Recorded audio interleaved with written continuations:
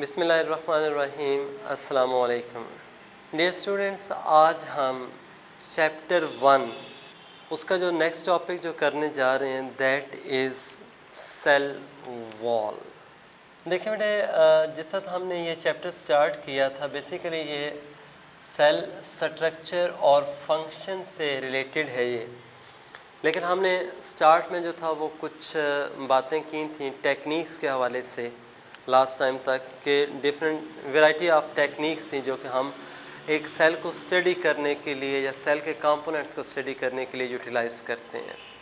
तो अब उन टेक्निक्स के बाद आज से जो हम शुरू करने जा रहे हैं वो एक सेल का यानी प्रॉपर स्ट्रक्चर है और उसमें जो सेल के कंपोनेंट्स होंगे वो कौन कौन से हैं। बेटा इसमें इतना बता देता हूँ कि ये जो आपका चैप्टर 1 है नेशनल बुक फाउंडेशन का, इसके अंदर जो एक सेल के स्ट्रक्चर को जो एक्सप्लेन किया गया है ना, वो आप यूँ कह लें कि एक जनरलाइज्ड स्ट्रक्चर है।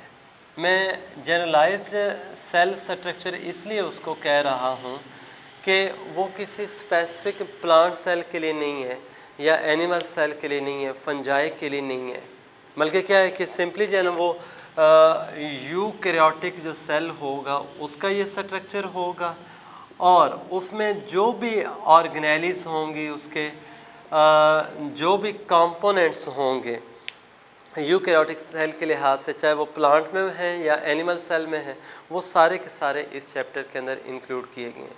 यानी ये ऐसा नहीं है कि प्लांट सेल का अलग से स्ट्रक्चर दिया हो, एनिमल का अलग से, उसमें तमाम ऑर्गेनेलिस को वो ना यानी एक मिक्स सीक्वेंस उसने बनाया हुआ है कि उसमें कुछ प्लांट वाली भी हैं, कुछ एनिमल वाली भी हैं, कुछ ऑर्गेनेलिस जो होंगी ऐसी होंगी which are present in both plant and animal cells. लेकिन इसमें ना प्रोकैरियोटिक का बहुत कम जिक्र आया है, उसमें थोड़ी बहुत कुछ डिफरेंसेस हम ज़रूर देखते जाएंगे, बल्कि एंड के ऊपर एक छोटा सा उसने कंपैरिजन भी दिया है प्रोकैरियोट का यूकैरियोट का। लेकिन जो प्रोकैरियोटिक सेल है उसको हम डिटेल में स्टडी करेंगे जाके चैप्टर नंबर 6 में। एनीवे, आज यहाँ से हम स्टार्ट लेते हैं सेल वॉल से। तो बेटा एक याद रखिएगा कि जो सेल वॉल है हम ये कहते हैं कि it is the outermost boundary of, it is the outermost boundary of, कौन कौन सा उसमें आ जाएगा, एक मेनली जो है वो प्लांट सेल्स होंगे या जो फंगल सेल होगा फंजाई का, और इवन के जो बैक्टीरियल सेल है वो भी आप लिख सकते हैं कि उसमें भी सेल वॉल होगी। लेकिन बेटा एक याद रखना है कि जो ये तीनों सेल्स हैं जिनमें सेल वॉल होती है, ये केमिकल कंपोजिशन के लिहाज से इनकी सेल वॉल्स हैं वो डिफरेंट होंगी। मैं यहाँ पे डायरेक्ट ये लिख रहा हूँ। देखिए अब ना यहाँ पे जो प्लांट की जो सेल वॉल होगी वो सेलुलोज से बनी होगी, फंजाई की जो सेल वॉल होती है वो काइटिन से बनी होती है, और इसी तरह से जो बैक्टीरियल सेल वॉल है ये हम एक नाम देते हैं पेप्टाइडोग्लाइकन, या इसका एक दूसरा नाम भी होता है, मैं यहाँ पे ये मेंशन कर रहा हूँ, म्यूरिन भी उसको हम कहते हैं। ये केमिकल सब्सटेंस है उससे बनी होगी, यानी ये सेलुलोज, ये काइटिन और बैक्टीरियल सेल वॉल जो होती है वो म्यूरिन से बनी है। मैंने कहा ना कि तीनों में सेल वॉल मौजूद है, लेकिन वो केमिकल कंपोजिशन और इवन के स्ट्रक्चर के लिहाज से क्या करते हैं, एक दूसरे से डिफ़र कर रहे होते हैं।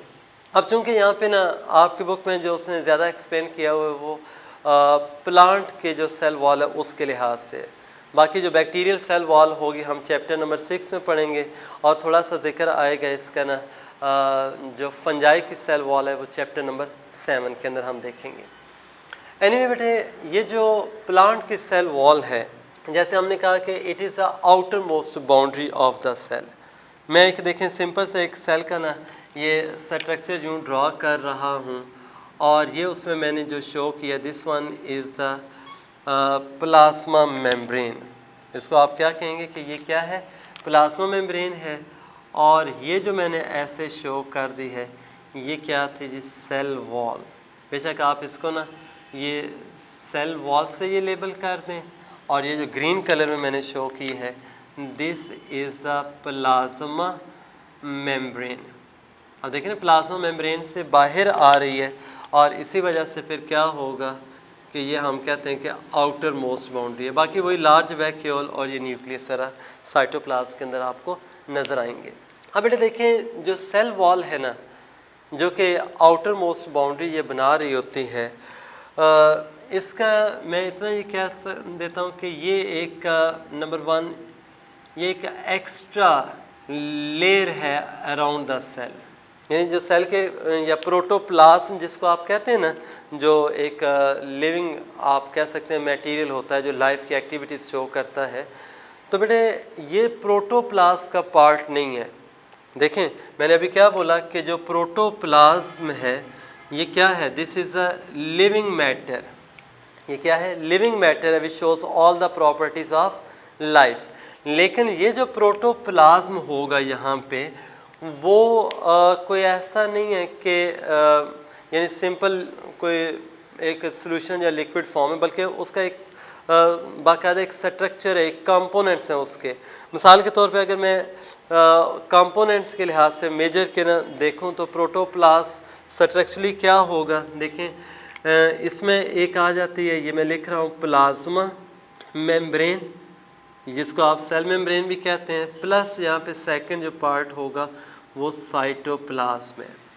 यानी प्लाज्मा मेम्ब्रेन यानी सेल मेम्ब्रेन प्लस साइटोप्लाज्म ये कलेक्टिवली क्या है, they will make the protoplasm. ये क्या बनाते हैं, प्रोटोप्लाज्म। और प्रोटोप्लाज्म क्या है, वो लिविंग मटेरियल। अब बेटे देखें अगर ना यही दोनों में रखता हूँ ना सामने कि ये साइटोप्लाज्म है और उसके गिर्द सेल मेम्ब्रेन है, तो भाई क्या ये बन जाता है, एक सेल बन जाएगा। ये क्या बनेगा, एक सेल। यानी प्रोटोप्लाज्म जो था वो लिविंग मटेरियल था, स्ट्रक्चरली जब हम उसको देखते हैं या कंपोनेंट वाइज वो हमें एक सेल नज़र आता है, तो मींस एक प्रोटोप्लाज्म है वो क्या एक तरह का सेल है। लेकिन देखें इस डेफिनीशन के अंदर और इन कंपोनेंट्स में मैंने कहीं सेल वॉल नहीं लिखा है। इसका मीनिंग क्या हुआ कि जो सेल वॉल होगी वो प्रोटोप्लाज्म का कोई बेसिक कंपोनेंट नहीं है।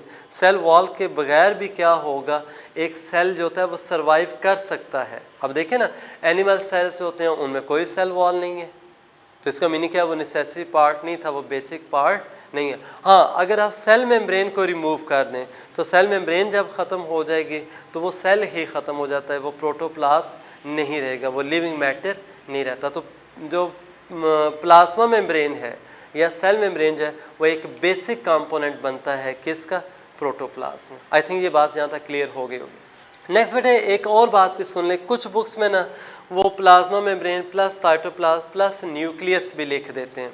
ठीक है, गलत नहीं है कि न्यूक्लियस भी जब वो प्रोटोप्लाज्म का पार्ट है, लेकिन हम कई बुक्स में ना वो सिंपली साइटोप्लाज्म लिखा होता है और साइटोप्लाज्म के ही पार्ट के तौर पे, जैसे ना साइटोप्लाज्म में ऑर्गेनेलिस भी आ जाती है ना, तो न्यूक्लियस भी इसी टर्म के अंदर यूज़ होगा। और देखिए ना ख़ास तौर पे अगर आप कहते हैं प्रोटोप्लाज्म जो होता है ना वो प्लाज्मा मेम्ब्रेन साइटोप्लाज्म और न्यूक्लियस है।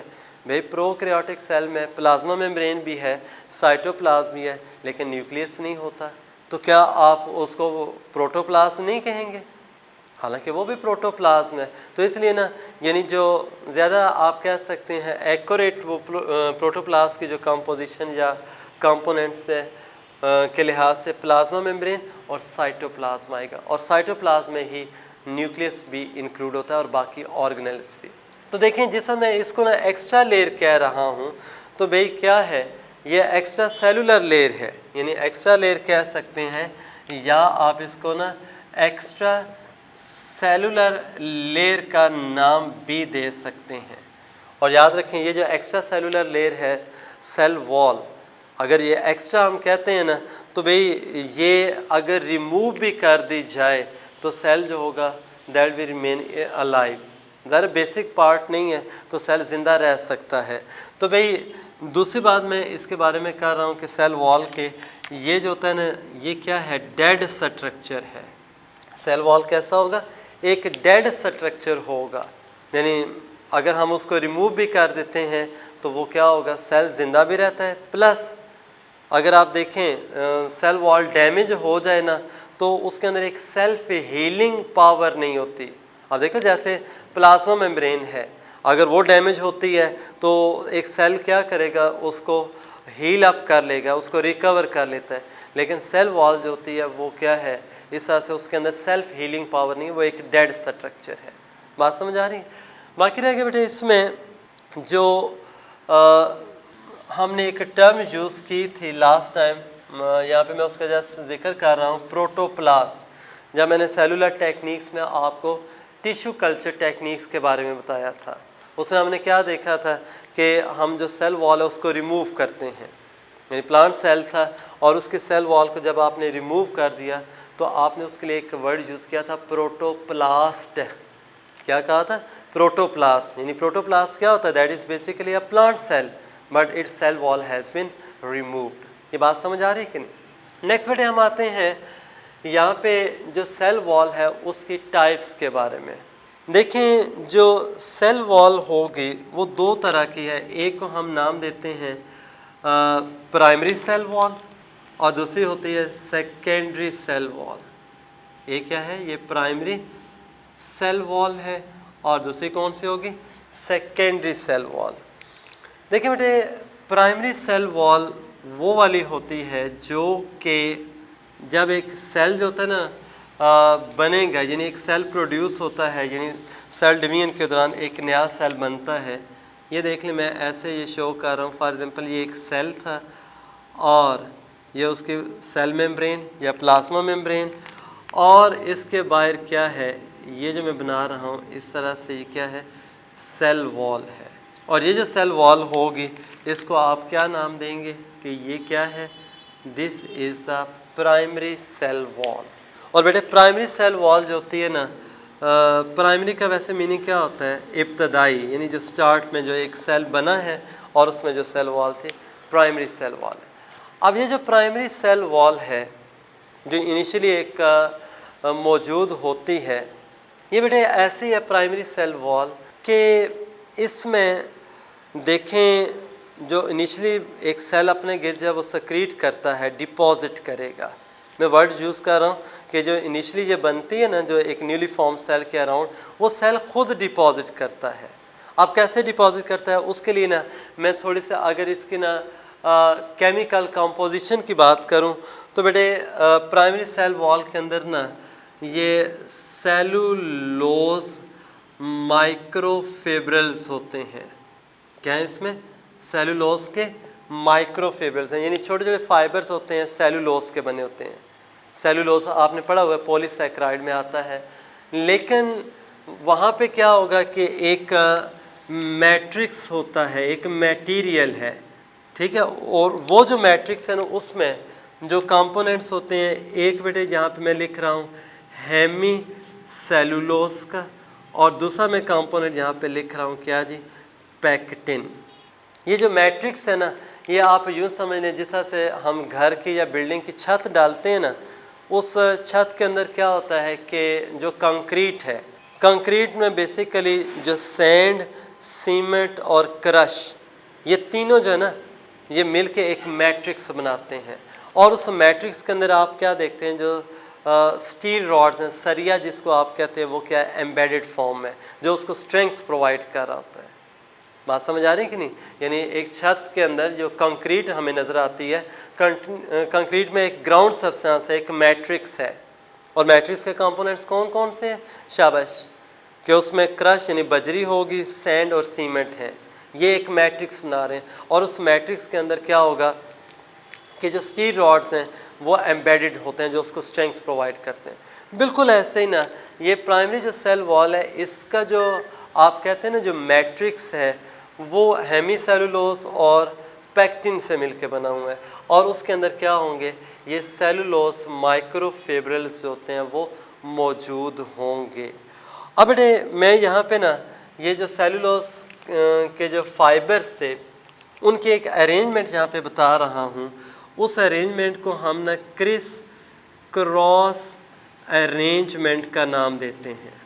देखिए ना, एक जैसे छत के अंदर आपने देखा होगा जब हम सरिया या स्टील रॉड्स डालते हैं वो क्रॉस लाइक मैनर में होता है। अगर सिंपली पैरेलल रॉड्स रख देना, सपोर्ट ज़रूर करेंगे लेकिन इतनी ज़्यादा स्ट्रेंथ नहीं होगी उस कंक्रीट के अंदर, तो वो क्रॉस लाइक मैनर में। यहाँ पे भी सेलुलोज फाइबर्स क्या है, ये देखिए मैं इस तरह से ये शो कर रहा हूँ। ये सारे क्या हैं? यूँ जो चाह रहे हैं, these are the cellulose fibres. और ये देख लें दूसरी लेयर आपको नज़र आ रही है, तो ये क्या है, एक तरह की क्रिस क्रॉस अरेंजमेंट है। बाकी बेटा इसमें ना ये रेड वाले मैं ऐसे छोटे छोटे शो कर देता हूँ, दीज आर द हेमीसेलुलोसिस। और ये देख लें उसमें ये मैं ब्लू कलर में ये डॉट्स से बना रहा हूँ, ये डॉट्स हैं वो किसको ज़ाहिर कर रहे हैं, शाबाश, कि दिस इज़ द पेक्टिन, जो कि क्या है, ये हेमीसेलुलोज और पेक्टिन ये मैट्रिक्स बनाते हैं और उसके अंदर सेलुलोज फाइबर्स जो होते हैं ना, ये क्या करेंगे, एक क्रिस क्रॉस अरेंजमेंट के साथ एम्बेडेड होंगे। और बेटे ये जो क्रिस क्रॉस अरेंजमेंट है, इसका बेसिक मकसद क्या था कि it provides strength to the cell wall, कि जो सेल वॉल होगी उसको जो स्ट्रेंथ मिलती है ना, वो इस क्रिस क्रॉस अरेंजमेंट के थ्रू होगी। मेरे ख्याल में ये बातें क्लियर हो गई होंगी, जो कि आपको क्या है, प्राइमरी सेल वॉल के अंदर नज़र आएगी। अच्छा बेटे, ये जो था ना, जो सेल वॉल है, मैं इसके लिए ना यहाँ पे एक ऐसे लिख रहा हूँ कि it is deposited by the cell itself, यानी जो सेल होगा वो खुद ही क्या करेगा, इसको डिपॉजिट करता है। मतलब ये कि सेल अपने अंदर ये सेलुलोज पेक्टिन वगैरह प्रोड्यूस करेगा और यूँ बाय रिलीज़ कर देता है, और रिलीज़ करेगा ना, वो यूँ डिपॉजिट होते जाएंगे एक लेयर की फॉर्म में। ये देखें ना, वो लेयर बनती जाएगी और उस लेयर को आप फाइनली क्या कहेंगे कि वो सेल वॉल बन गई। लेकिन कौन सी है, प्राइमरी सेल वॉल। ये कौन सी बन गई, प्राइमरी सेल वॉल। अच्छा बेटे, प्राइमरी के बाद नेक्स्ट जो आ जाती है, that is secondary cell wall. यानी जब प्राइमरी बनती है ना, ये प्राइमरी कब बनेगी, जब एक यंग जो होता है वो यंग सेल होगा। जब सेल क्या होगा, यंग होगा, न्यूली फॉर्म सेल जो होता है ना, that will deposit new wall which is called as primary wall around itself. लेकिन ये वाली जो होगी, जो सेकेंडरी वॉल है, डिपॉजिटेड अराउंड मैच्योर सेल्स। यानी क्या होगी, जो जब एक सेल जो होता है ना, वो अपनी मैच्योरिटी पे पहुंच जाएगा, मैच्योरिटी पे पहुंचने के बाद वो क्या करता है, एक नई वॉल जो होती है वो डिपॉजिट करता है, और उस नई वॉल को आप क्या नाम देते हैं, सेकेंडरी वॉल। उसको आप क्या कहेंगे, that will be the secondary wall.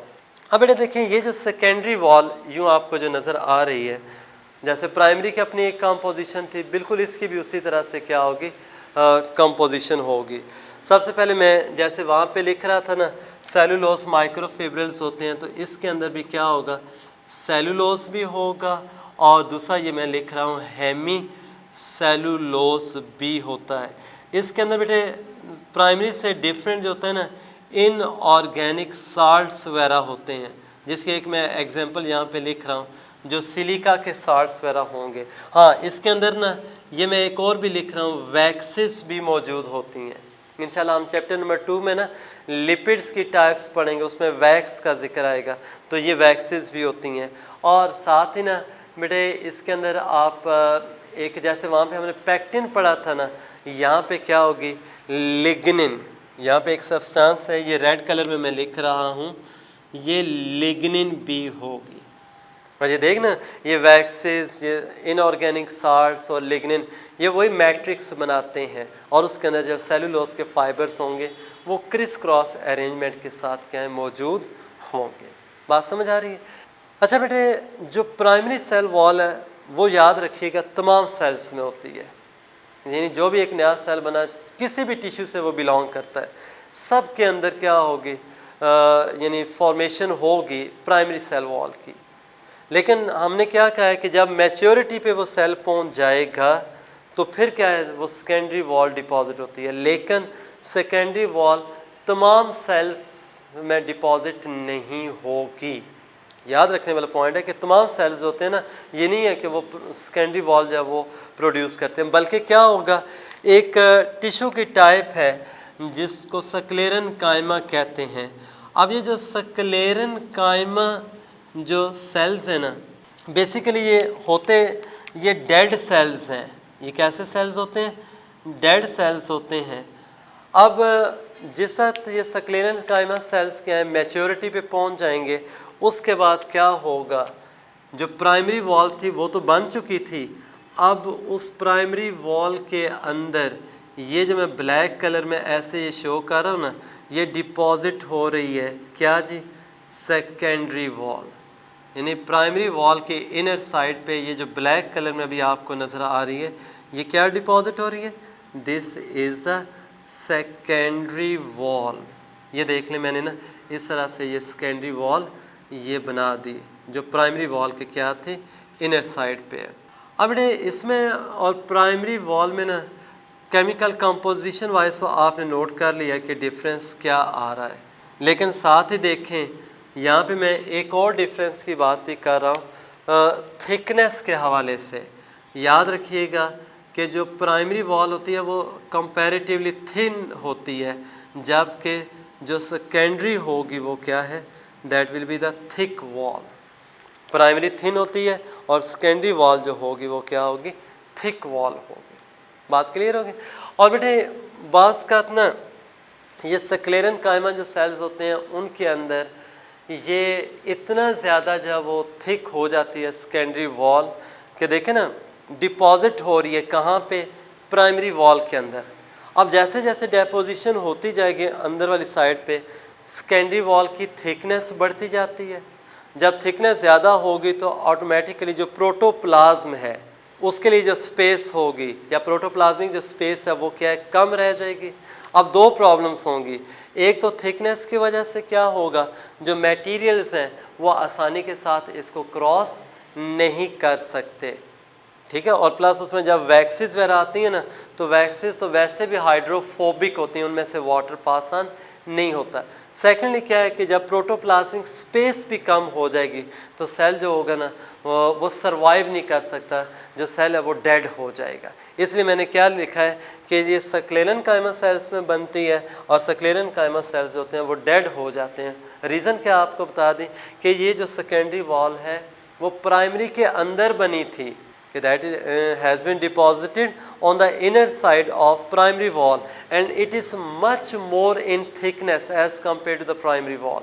और जब इसकी thickness increase होगी that will result in the reduction of protoplasmic space, so the death of the cell will occur। इसलिए जो secondary wall वाले cells होते हैं वो dead cells होते हैं। हाँ, एक मैं बात इसमें ये कर देता हूँ, ये जो लिग्निन हमने लिखा है ना, लिग्निन जो होता है ना, इसके बारे में ये मैं लिख रहा हूँ कि it provides rigidity to the cell, कि ये क्या करेगा, जो सेल वॉल होती है उसको रिजिडिटी ये प्रोवाइड करता है।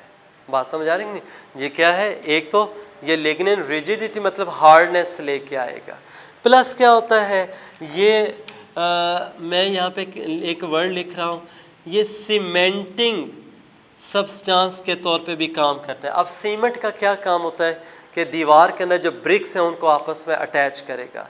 यहाँ पे देखें ना, जो इसके ये कंपोनेंट्स आ रहे हैं जैसे सेलुलोज फाइबर्स हैं, हेमी सेलुलोसिस हैं, उनको आपस में जोड़ देगा, सीमेंटिंग सब्सटेंस के तौर पे काम करेगा। कौन? ये लिग्निन। तो जिसकी वजह से बड़े हार्ड हो जाती है। और बेटे जिनमें सक्लेरेंट कायमा में ये सेकेंडरी वॉल मौजूद है तो वो वाले जो होते हैं ना हार्ड और ये डेड सेल्स होते हैं। और इसलिए हम क्या कहते हैं कि सेकेंडरी वॉल वाले जो सेल्स होंगे they will provide support to the plant body. वो क्या करेंगे? प्लांट बॉडी को सपोर्ट प्रोवाइड करेंगे। अच्छा बेटे, अब ना जैसे हम ये कह रहे थे रिजिडिटी होती है, रिजिड वॉल है सेकेंडरी वॉल, और रिजिड वॉल कौन सी होती है? जिसमें फ्लेक्सिबिलिटी नहीं होती। लेकिन इसके मुकाबले में अगर हम ये प्राइमरी सेल वॉल की एक प्रॉपर्टी है जो मैं यहाँ पे लिख रहा हूँ, प्लास्टिसिटी। क्या कहते हैं इसको? प्लास्टिसिटी। प्लास्टिसिटी जो होती है ना, हम इसको इस तरह से कह देते हैं कि जो प्राइमरी वॉल है दैट इज़ इरिवर्सिबली इलास्टिक है। ये यानी इरिवर्सिबली इलास्टिक से मीनिंग क्या है कि देखें, जैसे हम एक सिंपली जब वो इलास्टिक लेते हैं ना, इलास्टिक में क्या है, जब आप उसको स्ट्रेच करेंगे वो लंबा हो जाएगा, जैसे आप छोड़ेंगे वो वापस आ जाएगा। यानी वो इलास्टिसिटी जो आपको नज़र आई थी वो क्या है, रिवर्सेबल है।